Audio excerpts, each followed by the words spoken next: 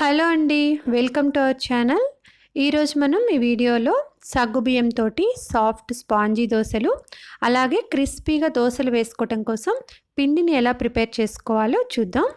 ముందుగా ఒక mixing bowl తీసుకోండి. అందులో నేను 1 కప్పు సగ్గుబియ్యం తీసుకున్నాను. సగ్గుబియ్యం ఇక్కడ నేను పెద్ద సైజువి రెగ్యులర్గా వాడుకునేవి తీసుకున్నానండి. కావాలనుకుంటే ఏ టైప్ ఆఫ్ సగ్గుబియ్యం అయినా తీసుకోవచ్చు. దీనిలో సేమ్ 1 కప్పు బియ్యం తీసుకుంటున్నాను. బియ్యం ఇక్కడ నేను సింగిల్ పాలిష్ రైస్ తీసుకున్నానండి. 1/2 కప్పు మినపగుండ్లు తీసుకోండి. 1 స్పూను మెంతులు యాడ్ చేస్తున్నాను. ఇవన్నీ యాడ్ చేసిన తర్వాత ఇందులో నీళ్లు పోసుకొని దీన్ని బాగా 3-4 టైమ్స్ క్లీన్ చేసుకోవాలి.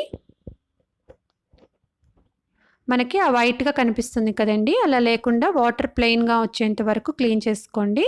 ఇప్పుడు ఇందులో మంచినీళ్ళు పోసుకొని దీన్ని 5 నుంచి 6 గంటలు నానబెట్టుకోవాలి. మనం తర్వాత దీన్ని గ్రైండ్ చేసుకునేటప్పుడు ఈ వాటర్నే యూజ్ చేస్తాము, అందుకని నానబెట్టుకునేటప్పుడు పోసుకునే నీళ్ళు మంచినీళ్ళే పోసుకోండి.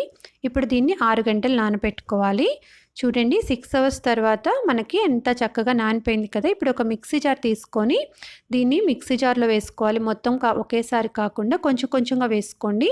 మనకి ఆ బ్లేడ్లు కనిపించకుండా ఉండేంత వరకు వేసుకొని సేమ్ ఈ వాటరే పోసుకొని దీన్ని బాగా మెత్తగా అయ్యేంత వరకు గ్రైండ్ చేసుకోవాలి.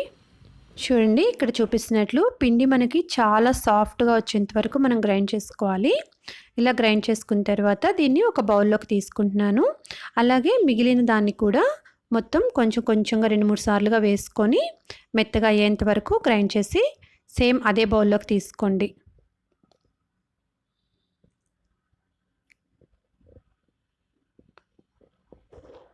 ఇది మనం 2-3 సార్లు యాడ్ చేసాం కదండి పిండిని, అందుకని ఒకసారి ఇలా మొత్తం మిక్సీ వేసుకున్న తర్వాత పిండి మొత్తాన్ని ఒకసారి ఈ విధంగా కలుపుకుందాము. ఇలా కలుపుకొని దీన్ని 8 అవర్స్ మినిమం ఫెర్మెంట్ చేసుకోవాలండి.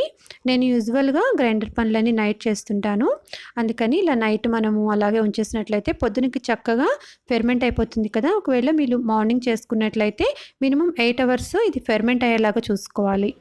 చూడండి, నెక్స్ట్ డే మార్నింగ్కి పిండి మనకి చక్కగా పులిసిపోయింది కదా. ఇప్పుడు దీన్ని ఒకసారి ఇలా మొత్తం కలిసేలాగా చక్కగా మిక్స్ చేసేసుకుందాము. ఇలా కలుపుకున్న తర్వాత నేను దీన్ని కొంచెం సపరేట్గా బౌల్లోకి తీస్తున్నానండి. ఆ మిగిలిన పిండిని మనం ఫ్రిడ్జ్లో పెట్టుకొని 2 డేస్ వరకు యూజ్ చేసుకోవచ్చు. ఇలా బౌల్లోకి తీసుకున్న తర్వాత ఇందులో సాల్ట్ యాడ్ చేస్తున్నాను. 1/2 స్పూన్ సాల్ట్ వేసుకున్నానండి. సాల్ట్ వేసుకొని ఈ విధంగా ఒకసారి మిక్స్ చేసేసుకోండి. కన్సిస్టెన్సీ మనం చెక్ చేసుకోవాలి. పిండి ఈ విధంగా గరిట జారుగా ఉండాలి. ఒకవేళ మీకు కొంచెం తిక్కుగా అనిపిస్తే కొంచెం వాటర్ యాడ్ చేసుకోండి. వాటర్ మరీ ఎక్కువైనా కూడా దోశలు మనకి క్రిస్పీగా రావు. ఇప్పుడు మనం దోశలు వేసుకుందాము. స్టవ్ ఆన్ చేసి పెనం పెట్టుకొని కొంచెం ఆయిల్ కొంచెం వాటర్ యాడ్ చేసుకొని ఈ విధంగా టిష్యూ పేపర్ తోటి మనం మొత్తం వాటర్ ఆయిల్ ఏమీ లేకుండా క్లీన్ చేసేస్తే దోశలు మనకి చక్కగా వస్తాయి. ఫస్ట్ మనం కావాలనుకుంటే ఇలా సెట్ దోశలు చిన్న చిన్నగా వేసుకోవచ్చండి. ఇదే పిండితోటి తర్వాత మనం క్రిస్పీగా కూడా దోశలు వేసుకుందాము. ఇలా ఒక సైడ్ మనకి చక్కగా కాలిన తర్వాత దీన్ని వెనకకు తిప్పేసుకొని వెనక కూడా కొంచెం ఎర్రగా వచ్చేంత వరకు దీన్ని ఉంచుకోవాలి. చూడండి, మనకి దోశ రెడీ అయిపోయింది కదా. నెక్స్ట్ సేమ్ ఇదే పిండితోటి మనం క్రిస్పీగా కూడా దోశలు వేసుకుందాము. ఇలా స్ప్రెడ్ చేసుకున్న తర్వాత దీనిపైన నేను లైట్గా ఆశీర్వాద్ కూర కారపొడి వేశానండి. దోశలకి మంచి రుచి వస్తుంది.